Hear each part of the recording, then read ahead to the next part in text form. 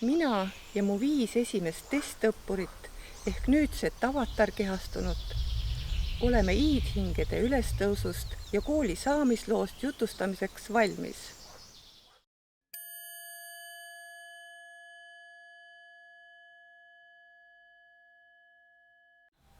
Tulemuseks on Eestisse ehk Maarjamaale loodud erilist laadi maaväliselt loodud hingeravikool ehk virtuaalne eksperimentaaltöö näidis, mille praegune nimetus on Maria Angletorium galaktilise inimese suhtlemiskool.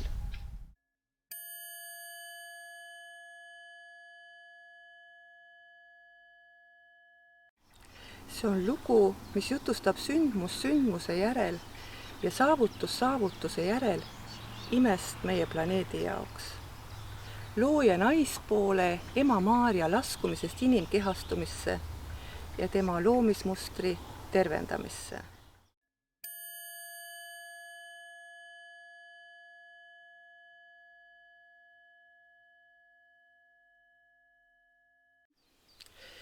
Jah, siin see aastal 2008 algas. Lugu, mis jutustab meist endist meie endi sees. Moel, mis paneb proovile meie alateadvuse, argiteadvuse ja igapäevase kannatlikkuse.